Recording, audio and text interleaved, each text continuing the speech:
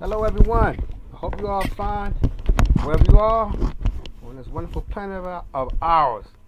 As you see from the title and the picture, Magic Johnson resigned as Lakers president. 10 bizarre quotes from the unexpected announcement.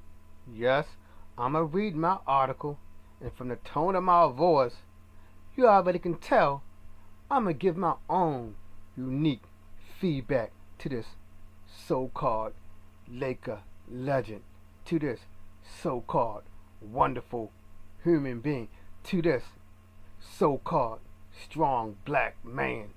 I'm going to give you my opinion of the so-called Magic Earvin Johnson. So let's begin with the article. Magic Johnson is no longer the Lakers president of basketball operations. Johnson, shockingly stepped down from his position Tuesday before the team's final game of the season at an impromptu press conference. He said part of the reason he made the decision was to maintain his relationship with Lakers owner Jeannie Buss. Hey, now, before you took the job, I hope your knucklehead had some advisement into the responsibilities of an NBA president of basketball operations. I hope you took the time to talk to other presidents to see what the office entailed. What were your responsibilities? Or did you just take the job thinking that, like a little kid, you're going to keep having fun? Is that what you was thinking, so-called magic man? That you was going to keep on, like a little dumb child, innocent child, keep having fun? So you all see, from my tone, how I'm going to be treating this so-called wonderful Magic Johnson. Let's keep going on. Johnson also said he missed being available to players who wanted him as a mentor. Before you took the job, didn't you know the responsibilities of the president? Didn't you know that? Or did you, thinking you're going to have fun, just take the job thinking that it was a walk in the park, that it was easy? Like most of the things you probably did in life fell into your damn lap with your big grin on your face. Johnson took over in the Lakers front office in February 2017. Los Angeles has missed the playoffs for 6 straight seasons. Whoa, let's get out our tears and violin and start crying for the Los Angeles Lakers, who have 16 championships. Let's start crying for them. What about the Phoenix Suns? How many years have they not been in playoffs? How many years have they missed it? And I can go on and on down the list. What about the Brooklyn Nets? How many years have they missed the playoffs? How many? The Detroit Pistons. You get my point. We can go on and on. So what? The Lakers missed 6 seasons. Other teams probably missed a decade. Now here we go. It's coming from his mouth. Here are 10 of Johnson's most notable announcements. Not coming from the writer, not coming from his publisher, not coming from his personal speaker. It's coming from the Magic Man mouth himself. Let's see what profound, let's see what thoughtful, let's see what insightful words that this so-called businessman has to give us.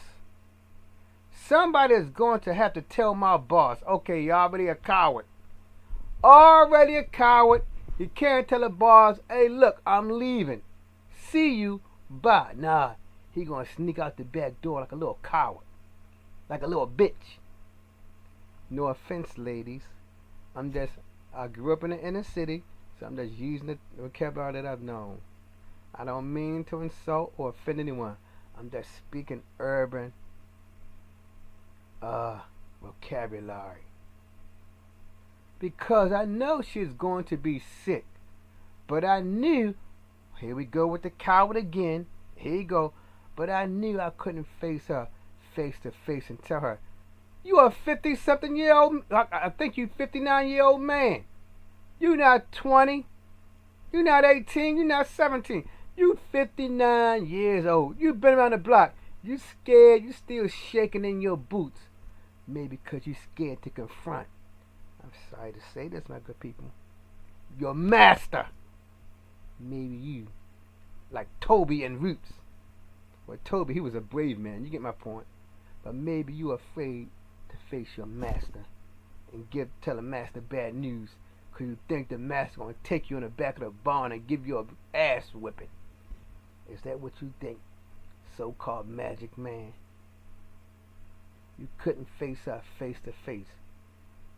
You 59 years old. You younger. You are older than her. Allegedly. I don't know how old she is, but I believe you are older than her.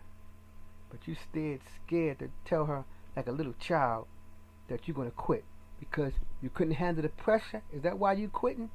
You was afraid? You thought it was just an easy job. Now that you got a real job, you see what a real job about. Ain't no grinning and smiling on no real job. No grinning and smiling every day.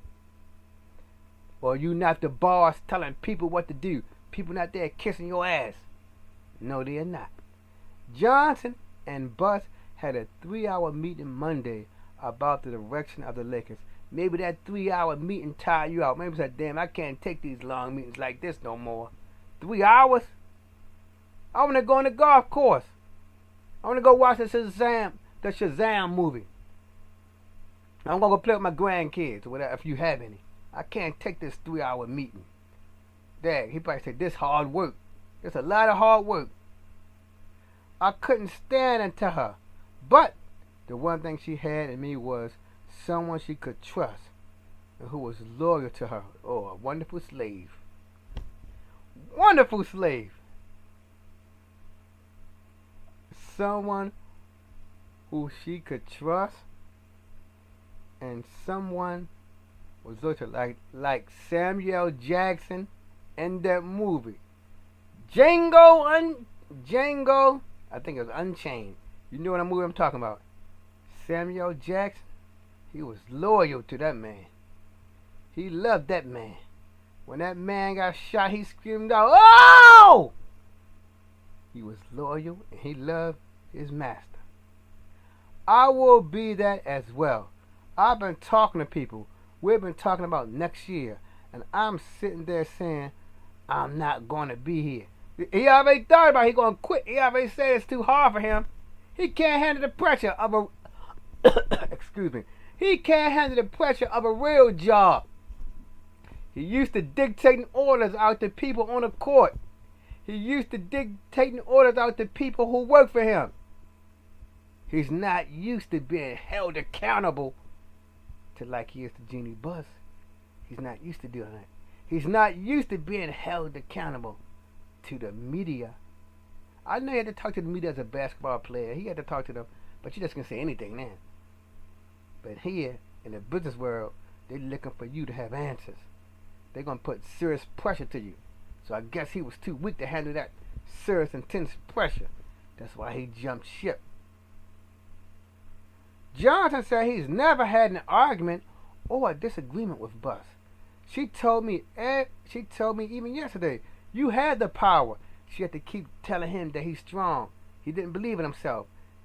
I'm good with who I am, what I stand for, what I'm all about. I love her to death, like that guy in Django Unchained. This is a great moment for me, for her, for the organization. Let's just move forward. But you see now, they're going to be moving forward without you. You're looking for top-notch free agents. Now you gone. Now the organization is probably more of a chaos. Your imbecile, childish decision, wanting to quit, has thrown the organization into more chaos. You hurt your so-called beloved Lakers now. You put a dagger through the hearts of any player who may want to come there. Because he's saying, damn, Magic quit. The organization's in shambles now. Why do I need to go to L.A.? Johnson wanted to go back to having fun like a little infant child. Like an NBA player who going from city to city. All he looking forward to are the lights, the dancing, the girls, the action. Like a little child on in the sandbox. I just want to go have me some fun. The 59-year-old so-called man said that. He don't know what the real world like. Now he got a little bit of taste of people telling you so-and-so. He used to having people kiss his butt. Like them star athletes. They not used to the real world. They not used to nobody saying no. They not used to nobody questioning them. That's what he got a taste of. He got a taste of real life, and the fucker could not take it no more. He showed how much of a coward he is. I had more fun when I was able to be the big brother and the ambassador to everyone. I thought about Dwayne Wade retiring tomorrow, and I can't even tweet that out. I can't be there like you, his father. You're not his damn father. Serena Williams called me a week ago and said, will you mentor me and be on my advisory board? And I said, yeah, I'm going to do that. See, he used to people coming to him for advice. He's looking at people coming to him, bowing down, saying, help me. He can't take it when people give him questions, making him think. Now, he can't take that. He's looking for people to come to him with adoration. That's what he wants. That's the type of life he's always grown up with. Johnson reiterated, he wanted to have fun. I had more fun on the other side than on this side, because now, tomorrow, I would have to affect somebody's life. He can't handle that, making decisions. I thought you was a businessman. You already affecting people's life. And I thought about that. That's not fun for me. I thought you own a number of movie theaters. You already affecting people's life. I thought you had a number of corporations. That's not fun for me. That's not who I am. Yes, you're a child, 59 years old. You still want to have little kitty fun. You still want people to go around kissing your butt, praising you, thanking you. All that. Thanking you are, quote, small g, a God. I want to go back to having fun. I don't want to be an adult. I don't want to grow up. I don't want to make hard decisions which would be entailed in my office as president of basketball operations. I'm not a man. I'm still a boy. I want to go back to who I was before taking on this job. A fun seeker. A child. A person who loved to have entertainment. A person who loved to be amused. That's what he's saying, the type of man he was. I bet you he probably didn't read no books. He don't look like no scholar. I could be wrong, Magic. I could be wrong. Does he seem like he's a serious, rigorous thinker? Does he? Johnson discussed D'Angelo Russell, who he claimed was immature while with the Lakers. Congratulations to him for making the playoffs. I couldn't even say that, but now I can say it. We saw D'Angelo mature. He wasn't mature like he is now. He always had the talent to score, but he was immature. Now he has grown up. How can you tell somebody else that he's grown up and you haven't grown up? You still want to have fun. You still want to be playing around. You said it several times. You just want to go back to having fun. How can you call him immature? Johnson described what he didn't like in the current NBA. Here we go. What he didn't like. The backstabbing. That's always been there. Whether it's in the 60s, 70s, or 80s. That's not the current NBA. Every era had backstabbing. Before Pat Riley became the coach of the Lakers in the 1980s, it was another coach. And I heard that you are the one who got the coach fired. For what? Backstabbing him.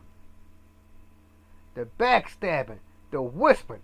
Didn't you whisper behind that coach back to get him fired? I don't like that. No, you don't like it when it's applied to you. When you doing it, you can give it. You don't give a damn, but you don't like to feel the heat when it's applied to you. If you can't take the medicine, don't become sick. If you can't take it. I don't like a lot of the things that went on that didn't have to go on. It's going to happen whether you like it or not. That's a sign of maturity. So you're showing that you are not mature. You can't handle the backstabbing. You can't handle the whispering. So you must not be a mature man. I hope that after tomorrow, the Lakers can head in the right direction, which we are. But I enjoy working with Jeannie side by side. You love working with your master. Johnson had to think about what was important to him. Playing games, having fun, grinning and laughing like a child. That's what's important to him. I got to help everyone when I wasn't with the Lakers. Now with the fines and the tampering and this and that, I can't help young men who want me to help them. Or I can't tweet out like Russell Westbrook recording a 2020 game. That was a great feat that other day. I couldn't even tweet it to say, "Hey, congratulations, man." If I did that, it would have been like, "Oh, he's tampering. I don't like that. I like to be free." Wait a minute, man. You the president of basketball operations. Couldn't you got one of your underlings? Couldn't you got one of your friends who don't work for you to convey your message to Russell Westbrook?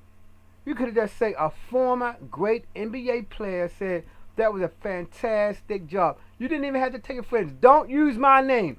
Don't say Earvin. Don't say Magic. Just say one of the great NBA players said that was a wonderful game. But no, like I said, does Magic seem like he's a thought-pounding thinker?